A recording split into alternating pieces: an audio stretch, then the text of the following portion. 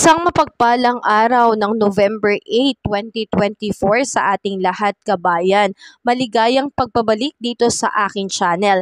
Narito po ang latest update natin ngayon sa binabantayan nating Typhoon Marce. Pero bago ang lahat, makikisuyo po muli ng like and subscribe at pahit na rin po ng notification bell para updated ka po sa mga susunod ko pang ulat panahon. Kabayan, ito pong Typhoon Marce ay huling namataan ng sentro nito ang mata nito sa layong 260 km east of Apari, Cagayan, na may maximum sustained wind na abot po ng 150 km per hour. Malapit po yan sa sentro at bumubugso po up to 185 km per hour.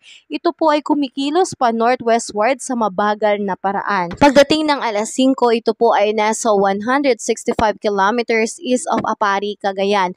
Lumalapit na po ito sa kalupaan kabayan na may taglay na lakas na hangin na abot ng 155 kilometers per hour. Ito po ay patuloy na nasa typhoon category na may direksyon na kumikilos pa westward sa bilis na 10 kilometers per hour. So kabayan, ito po ay medyo bumagal po ulit ng pagkilos at mananatiling nasa bilis na 10 kilometers per hour hanggang alas 5 po ng hapon ngayong araw.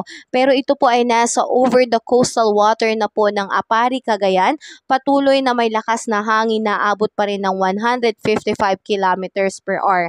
Inaasahan kabayan na hanggang November 9, ito po ay nasa category typhoon pa rin kabayan, although medyo humihina na rin po ang lakas na hangin na taglay nito, pero mabagal pa rin po ang pagkilos, nasa 10 kilometers per hour pa rin po ang bilis nito. So kaya inaasahan natin kabayan, medyo posible pong magtagal po ito sa loob ng Philippine Area of Responsibility. Dahil nga sa mabagal na pagkilos nito kabayan, posibleng ang pinaka-maximum na tatagal nito sa loob ng PAR ay hanggang November 11. Pero posible rin kabayan na bumilis, kaya expect natin na posibleng by Friday ng gabi o afternoon ay pwede na rin po itong lumabas ng PAR. So depende pa rin kabayan sa magiging bilis o bagal ng pagkilos nito sa loob ng Philippine Area of Responsibility. Sa ngayon kabayan, patuloy pa rin pong nakataas ang signal number 3 at posible pang itaas hanggang signal number 4 dito po sa may northern portion ng mainland Cagayan at southern portion ng Babuyan Island.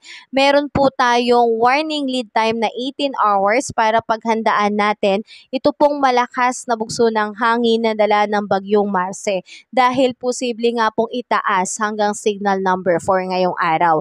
Ganon din kabayan, signal number 2 dito po sa may Batanes, the rest of Babuyan Island, the rest of mainland Cagayan, northern portion ng Isabela at ilang bahagi ng Apayao, Abra, Kalinga, Ilocos Norte, and northern portion ng Ilocos Sur.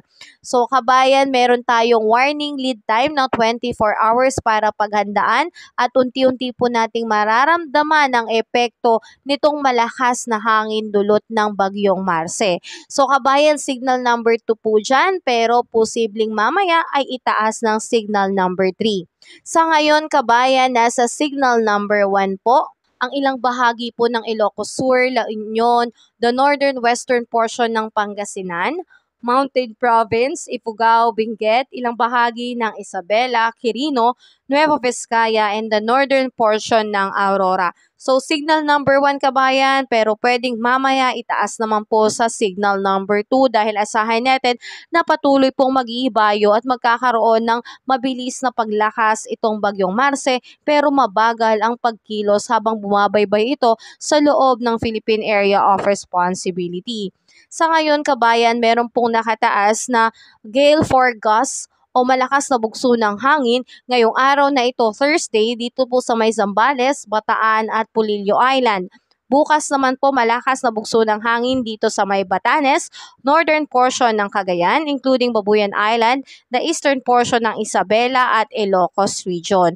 So mga kababayan, tayo po ay mag-ingat at maghanda na po, lalo na po sa mga areas na aking nabanggit dahil posible po tayong talagang makaranas ng malalakas na bugso ng hangin. Samantalang kabayan, meron pong itinaas na high risk of life-threatening storm surge dito po sa Bagyong Marce, lalo na po sa mga area po ng coastal localities ng Batanes, Cagayan, including Babuyan Island, Isabela, Ilocos Norte, Ilocos Sur at La Union, dahil magiging malakas po ang karagatan sa mga baybayin na magdudulot po ng napakataas na alon sa karagatan. So life-threatening po yan kabayan, kaya hindi po muna pinahayaang pumalaot ang ating mga kapatid na mangingisda dahil sobrang mapanganib po ngayon sa alon sa karagatan sa mga areas na nabanggit. Samantalang asahan natin kabayan na patuloy pong kikilos pa-westward simula ngayong araw hanggang November 9, Saturday, ito pong Bagyong Marce over the Babuyan Channel and the northern portion ng West Philippine Sea. So babaybayin na po nito ang West Philippine Sea kabayan hanggang ito po ay makalabas ng Philippine Area of Responsibility. Sa ngayon kabayan, ang forecast track nitong Bagyong Marce, ito po ay posibleng mag-landfall o lumapit mismo dito po sa may Babuyan Island and sa may Cagayan, Ilocos Norte or Apayao. Samantalang kabayan, ang latest forecast natin dito sa Bagyong Marce, ito po ay posible pong mag-landfall dito po sa may kalupaan ng Babuyan Island at lumapit po sa lupa o kalupaan nitong northern portion ng mainland Cagayan, Ilocos Norte at Apayao. So posibleng mangyari yan ngayong tanghali o mamayang hapon hanggang Biyernes kabayan. So obserbahan po natin yan Biyernes ng umaga, November 8. So posible nga po itong mag-exit sa gabi ng Biyernes din kabayan. Sana nga ay mapabilis na mag-exit ito. Pero tulad nga na nabanggit ko kanina dahil sa mabagal na kilos nito, o posibleng umabot hanggang November 11 po ang epekto ng trough ng Bagyong Marce sa loob ng Philippine Area of Responsibility. Kaya tayo po ay mag-antabay sa anumang update dito sa track and intensity nitong Bagyong Marce. Sa ngayon kabayan, ito pong Bagyong Marce, habang ito po ay papalapit ng papalipit sa kalupaan ng ating bansa, inaasahan na marireach na po nito yung pinaka-peak intensity nitong Bagyong Marce. So ito po ay bahagyang hihina kapag ito po ay nakapag-landfall na o dumikit na po sa mainland natin dito sa Luzon. So kabayan, ito po ay antabayanan natin at paghandaan po natin kabayan dahil hindi biro kabayan na typhoon category po si Bagyong Marce at lalapit o kaya maglalandfall dito po sa mainland Luzon. Sa ngayon kabayan, asahan natin na magiging malakas po ang ulang mararanasan ngayong araw, intense torrential po dito sa may Cagayan, Apayao, Ilocos Norte, heavy to intense rain naman sa may Batanes, Abra, Ilocos Sur. Samantalang moderate to heavy rain naman ngayong araw dito sa may Kalinga, Isabela, Pangasinan, La Union, Benguet, Mountain Province at bukas kabayan, heavy to intense rain naman November 8, 2024 dito sa may Ilocos Norte, Ilocos Sur. Moderate to heavy rain naman sa may Batanes, Abra, La Union, Pangasinan at Benguet. So pinag-iingat natin ang lahat dahil posible po ang pagkakaroon ng mga biglaang pagbaha at matataas sa pagbaha sa mga areas na nabanggit.